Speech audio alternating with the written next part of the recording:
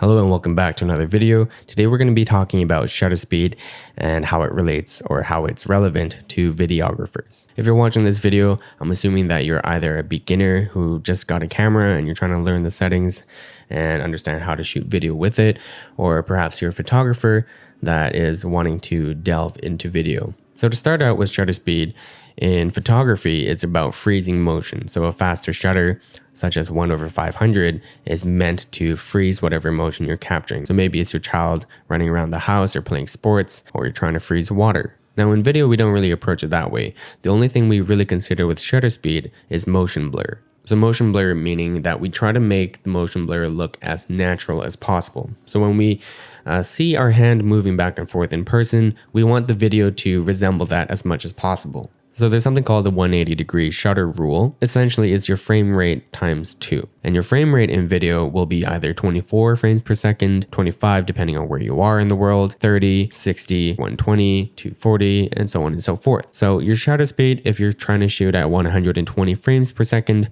should be at 240. If you're shooting at 24 frames per second, it should be at 48. Now, a lot of us are shooting on DSLRs or mirrorless cameras, and we'll notice that the shutter speeds do not come in 1/48 or 1/240. In those situations, we just want the shutter speed to get as close as possible. So if you're shooting at 24 frames per second, shoot at 1/50. If you're shooting at 60 frames per second, then 1/125. Just get as close as possible and you should have the most natural looking motion blur. Now, the reason we want motion blur to look as natural as possible is that it's not as jarring to the viewer. There's a certain standard that people are used to seeing, whether it be in real life or in the movies in cinema.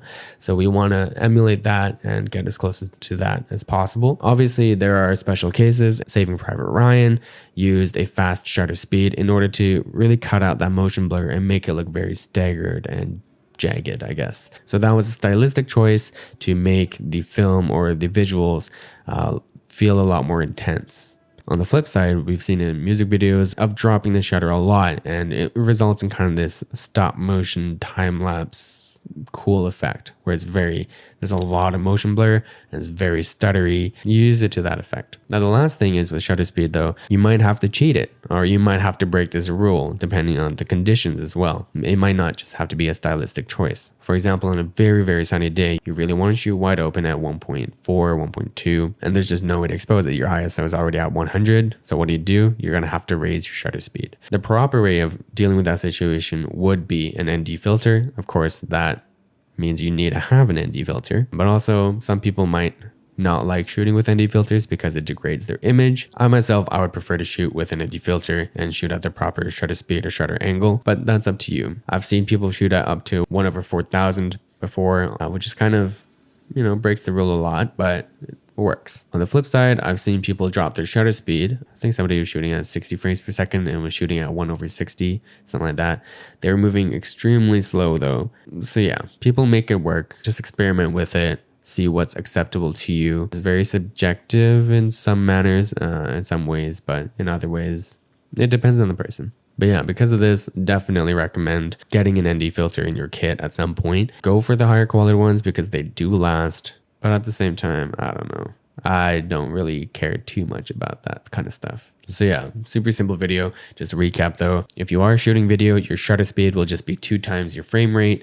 And the only times you really break that rule are either for stylistic choices or if you messed up and you don't have any other way to expose properly. So when you're exposing for video, it's pretty much you set and forget your shutter speed and you expose through ISO and aperture as well as external tools, which kind of takes the headache away from exposing much of the time, but will also introduce limitations. Anyways, thanks for watching. Hope that helped a little bit. If you have further questions, please comment down below. And yeah, have a wonderful day. Bye.